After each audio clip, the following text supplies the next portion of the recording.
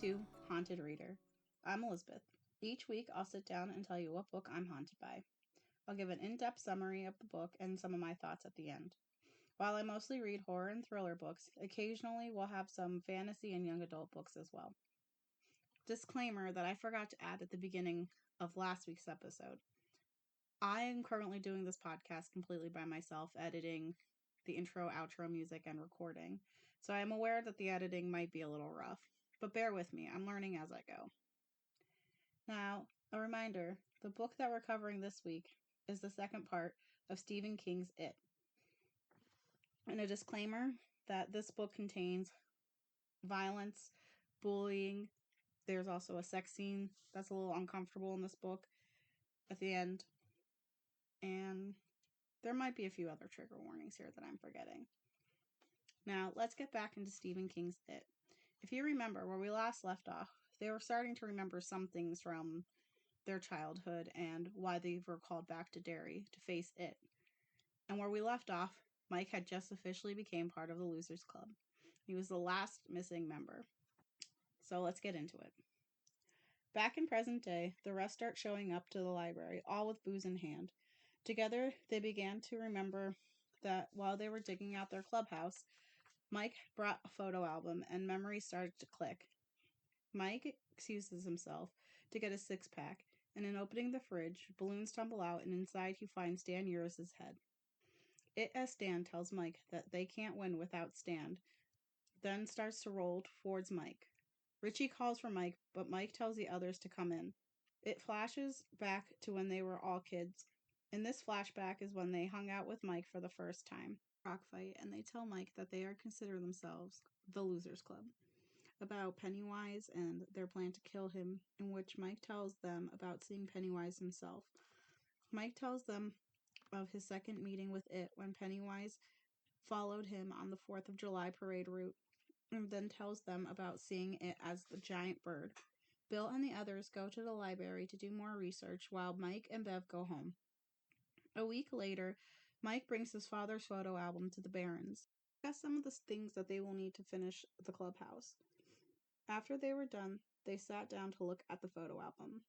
In the album, some of the pictures dated back 100 years, but in the pictures, either in plain view or in the background, they spotted Pennywise in every photo, showing how long he'd been around. Suddenly, a picture from a parade in 1945 begins to move. They can actually hear the sounds that are in the photo as well. Ben touches the photo on top of the protective covering, and Pennywise darts towards him.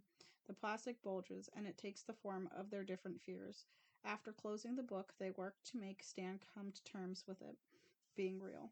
It flashes back to 1984, where Richie realized the burning in his eyes was related to the memory of when the losers did the smoke hole ritual.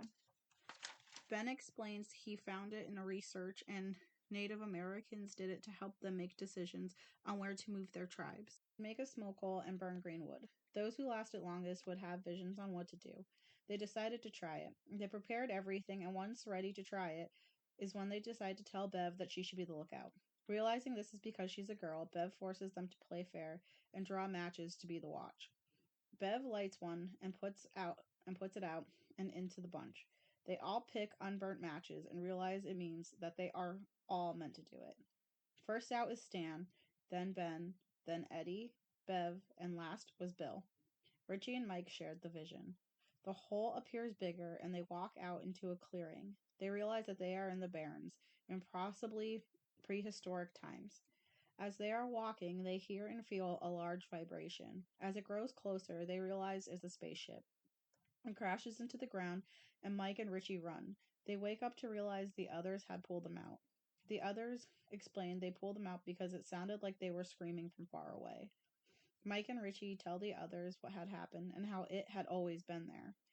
After this memory, it reminds them of when Henry Bowers broke Eddie's arm. Before they can dive into the memory, Eddie's inhaler rolls across the table and more balloons appear. Then he goes into the memory. He remembers how the local pharmacist tries to tell him his asthma isn't real, and after leaving the pharmacy and thinking about what he's told, Henry, Victor, a boy named Moose, and Patrick Hostetter spot him and chase him. The chase ends when Henry catches Eddie and breaks his arm.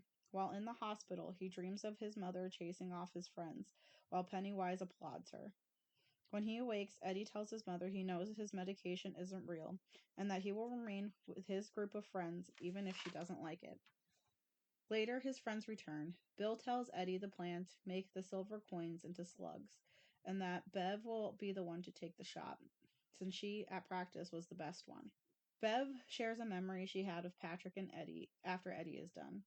It was the day after Eddie broke his arm. She had gone down to the dump to practice, and here she saw Henry, Belch, Victor, and Patrick. Here she decides to hide, but she peeks her head out to see what they are doing, and she realizes that they are standing in a circle, lighting their farts on fire. After a while, Victor and Belch left. Patrick asked to show Henry something, and they got quiet, so Bev decided to look out. Warning here, it's a sexual situation. But Bev had seen Patrick was touching Henry and himself at the same time. Patrick asks Henry if he wants him to put his mouth on it, and that's when Henry snaps out of it and storms off. Patrick leaves the other way, and Bev decides to follow him. She follows him to an old refrigerator where he was trapping animals to kill them. She doesn't open it, but she can't see too much. But he is flailing his arms around like crazy. But she doesn't see is that he is being attacked by leeches. She heard what she thought was her father saying hello and goodbye, and then Patrick was gone. Bev came out and saw a trail of blood, and leeches started coming towards her. She ran following the blood trail at first and then was out onto the street. Later, she told the boys what happened, and they went down to the dump to open the fridge with caution, and inside found a note. Stop now before I kill you all. A word to the wise, your friend Pennywise. Pom-poms start tumbling out of the fridge.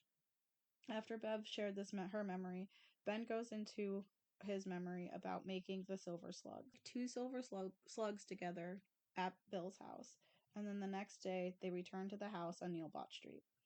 They went in through the window under the porch in a row. Bill, Bev, Ben, Eddie, Richie, Stan, and Mike. They enter the house and go upstairs.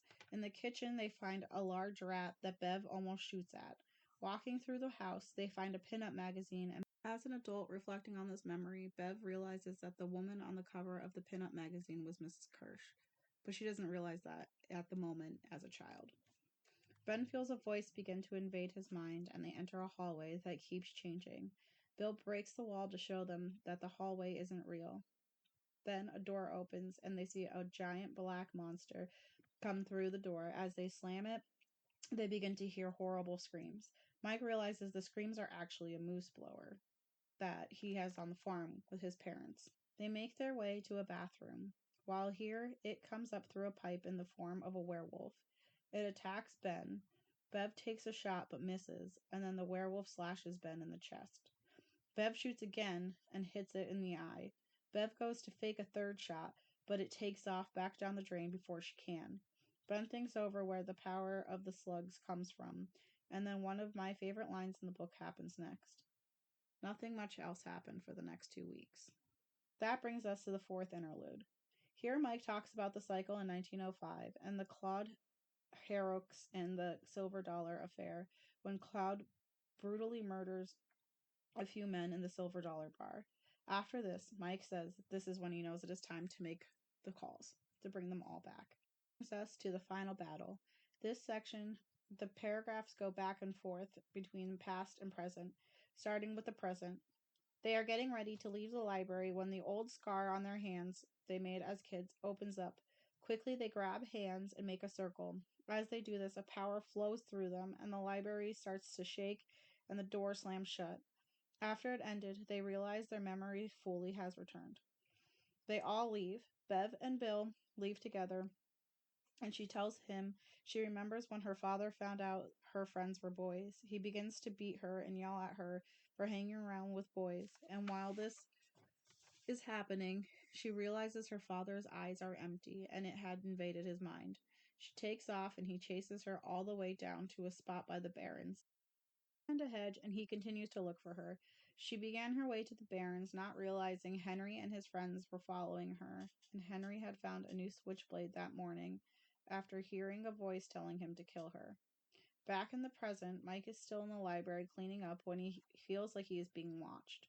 He begins to hear noises and calls out, but no one answers.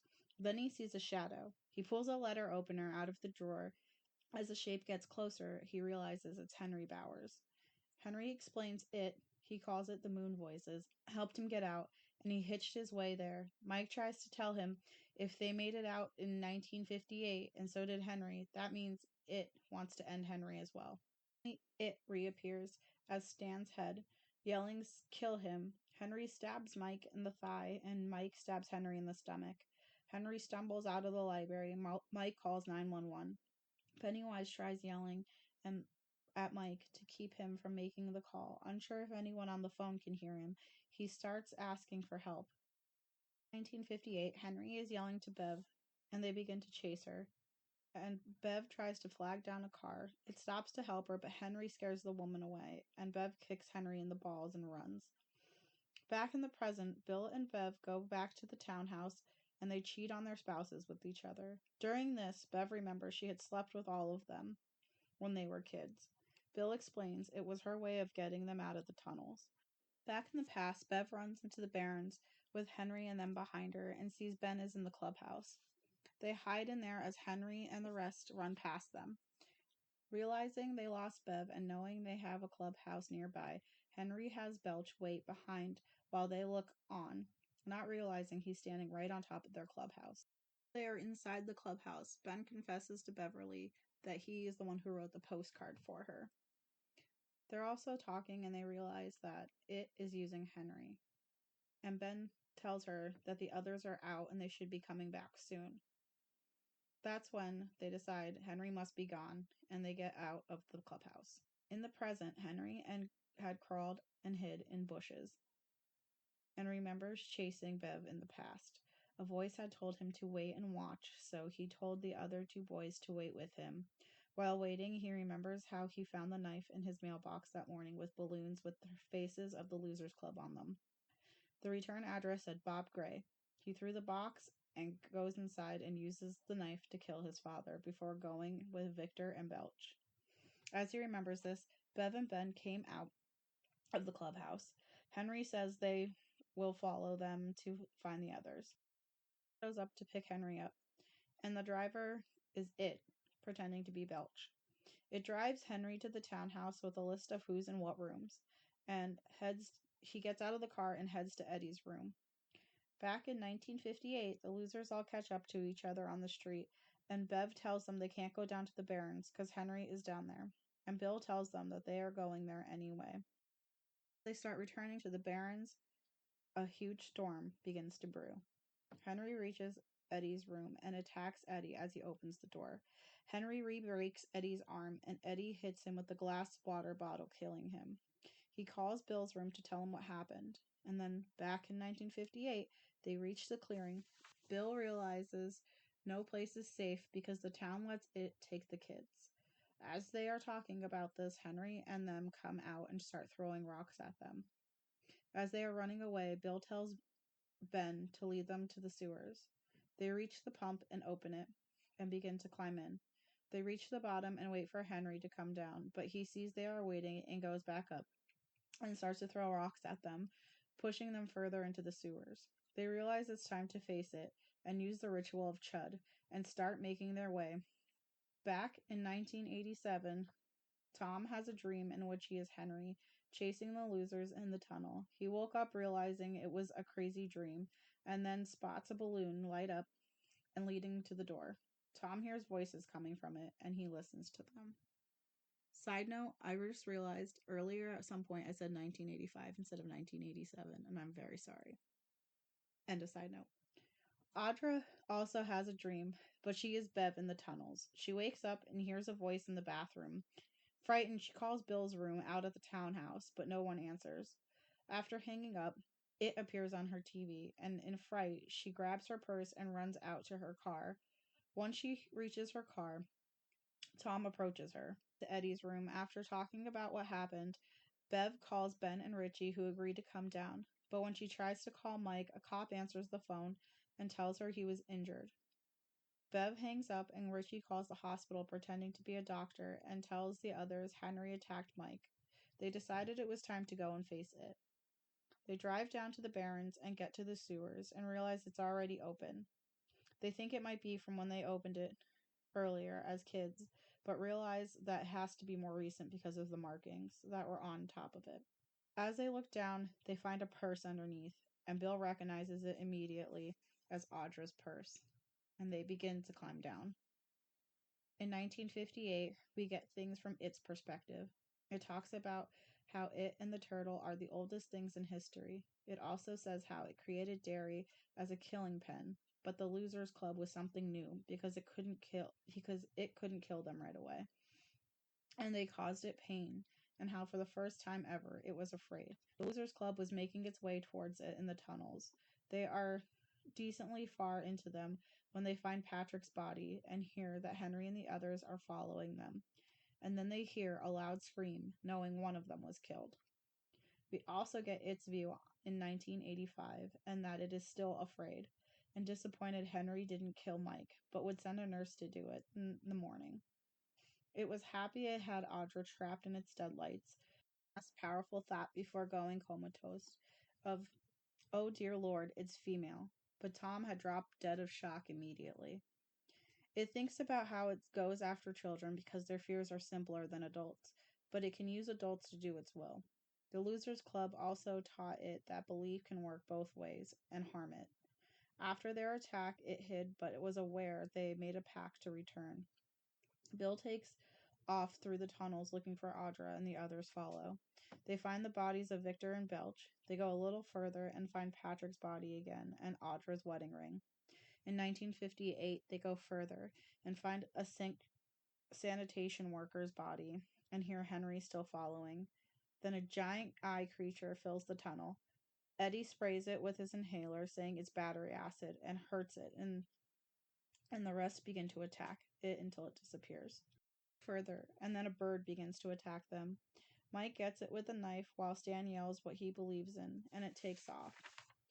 They hear Henry again and move forward and find a door with a symbol and small bones. They all saw the symbol as their own fears, including Henry, who, when he finds the door later after Belch was killed, as a moon.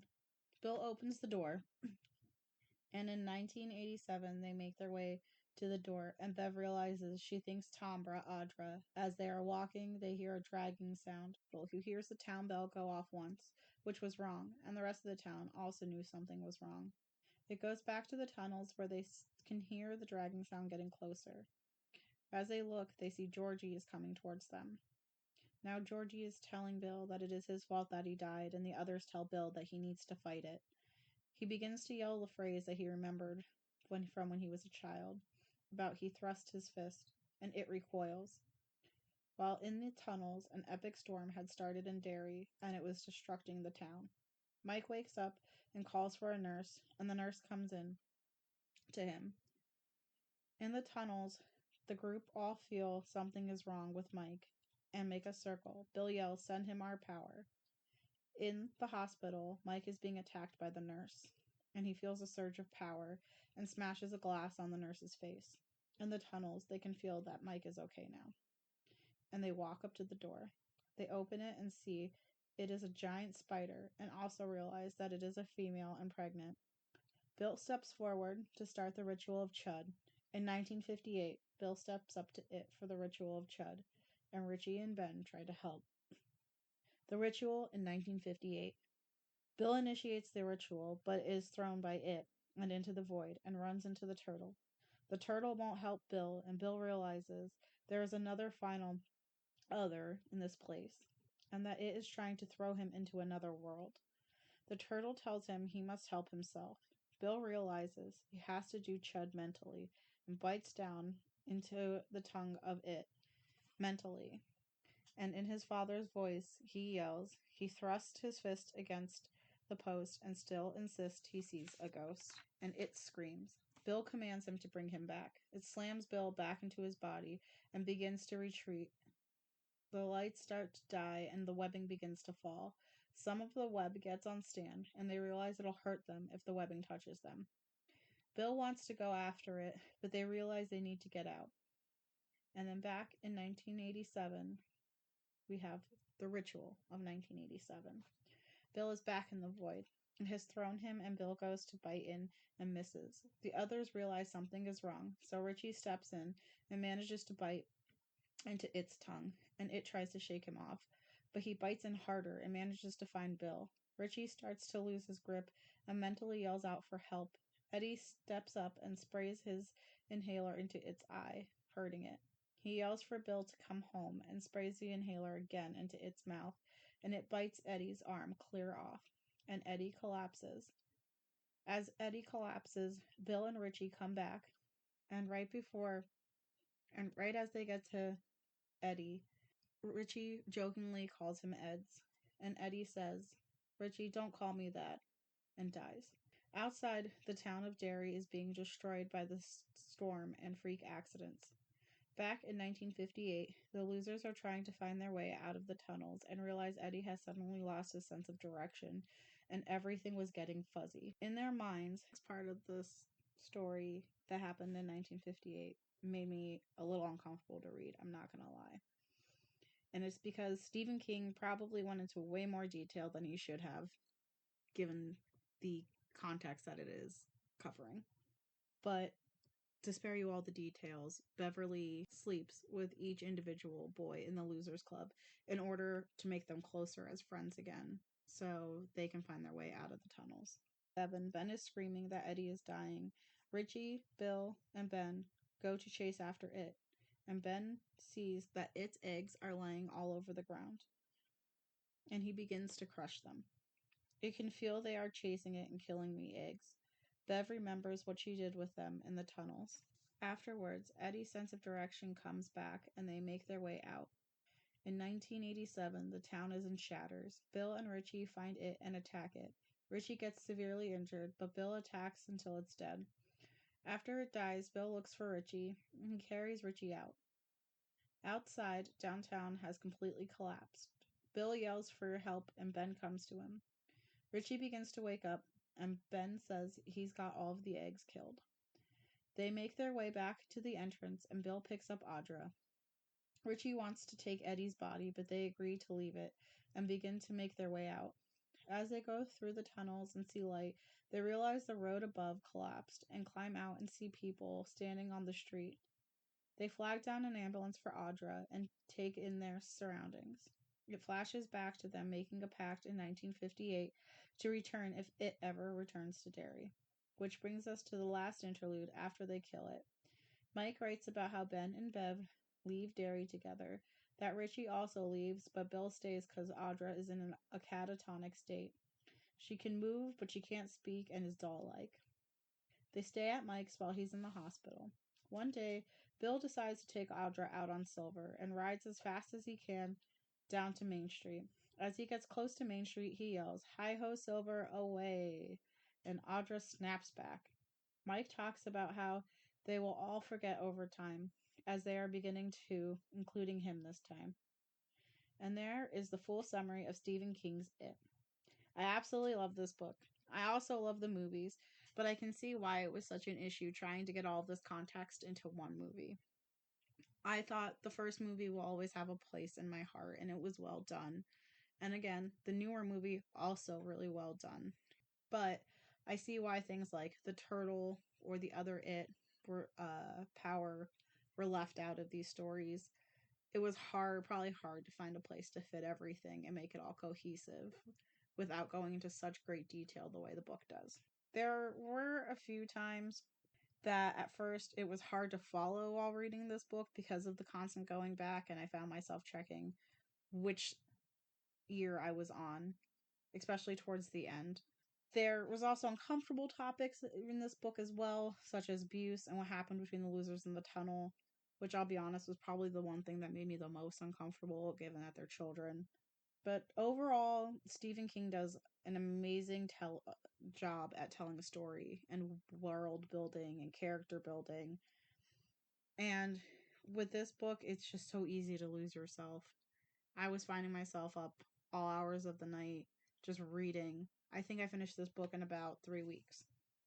which, having 2 kids and a busy home life, was surprising that I got to finish it that fast. And now I'll give you guys my rating scale, which I do 1 to 5 ghosties.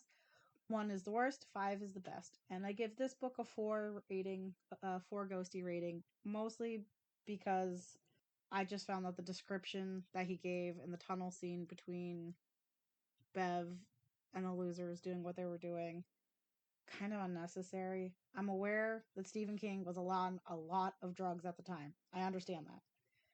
But even now he looks back on it and is kind of like, maybe I shouldn't have done that.